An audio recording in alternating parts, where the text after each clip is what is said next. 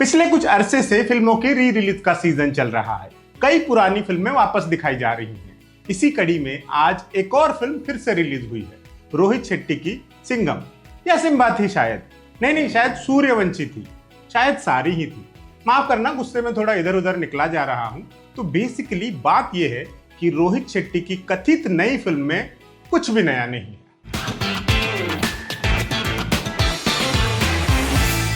रामायण जैसे सब्जेक्ट को आधुनिक कॉन्टेक्स्ट में बिठाने का ये पहला प्रयोग नहीं है। दर्जनों बार हमारी इंडस्ट्री ने ये किया है। कभी ये प्रयोग कामयाब रहा तो कभी बुरी तरह फेल हुआ।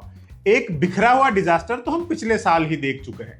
खैर, अगर इस फिल्म का मुझे एक लाइन में रिव्यू करना होता तो मैं कहता कि ये रामायण बेचने की बहुत खराब कोशिश है। इससे प्रभावी रामायण तो मोहल्लों की रामलीलाओं में दिख जाया करती थी।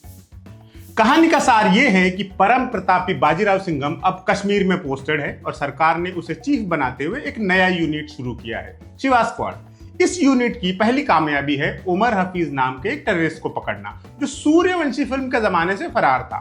उमर तो पकड़ा गया, लेकिन पता चला कि उसका कोई सगे वाला है जो रावण बनने पर उतारू है।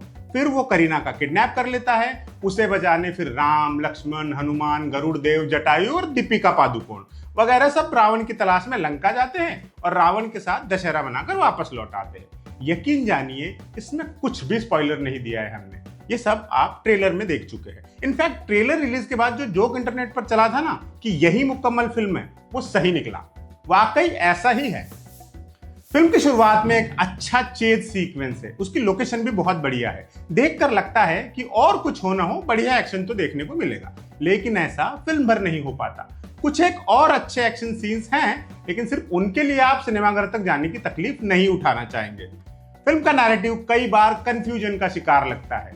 फिल्म में एक कश्मीरी युवक बाजीराव सिंघम से कहता है कि पत्थर मारना ओल्ड फैशन है सर, ये नए भारत का नया कश्मीर है, हम आपके साथ हैं। वहीं दूसरी तरफ रावण का नाम जुबैर है।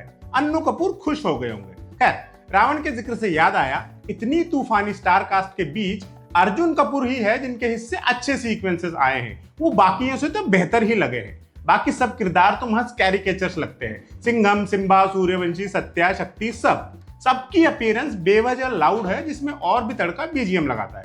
कई बार तो बीजीएम कतई कर्कश हो जाता है, सिर्फ शोर मच रहा होता है हर तरफ। फिल्म का किसी भी लॉजिकल चीज से कोई लेना देना नहीं है। रोहित शेट्टी कॉप यूनिवर्स के पुलिस वाले दुनिया से अलग है।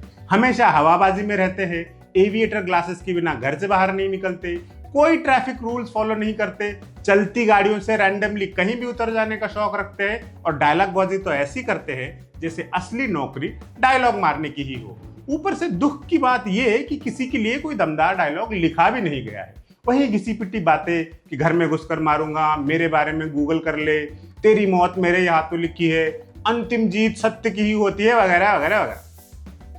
किसी पराये मुल्क में फॉरेन नेशनल्स जाकर लंका दहन जैसा उत्पात मचाते हैं और वहां की लोकल सरकार या पुलिस के कानों पर जू भी नहीं रेंगती।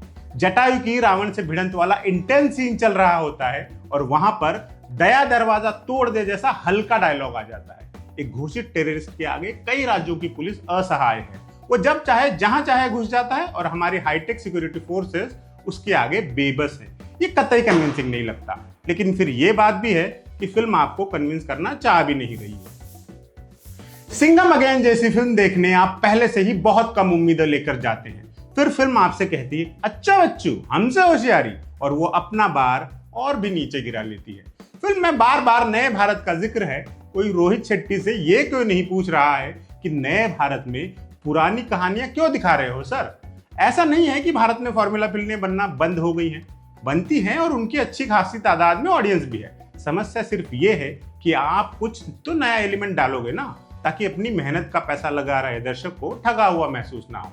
आप करोड़ों रुपया स्टार्स पर फूक रहे हो, थोड़ा राइटिंग डिपार्टमेंट में भी खर्च हो जाए तो कैसा रहे? तो कुल मिलाकर बात यह है कि सिंघम अगेन दर्जनों बार पढ़ा गया वो उपन्यास है जो अब जर्जर हालत में आपके कलेक्शन में है।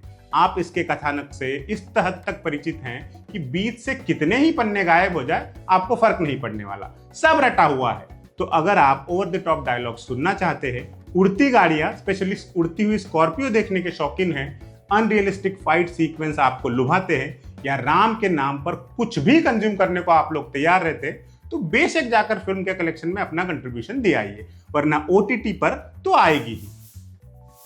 रिलायबल रिव्यू में आज इस फिल्म पर इतना ही। हम दूसरी फिल्म का भी हमने रिव्यू किया है, भूल भुलैया 3 का, वो भी आपको हमारे चैनल पर मिल जाएगा। आप देखते रहिएगा एम बोले तो।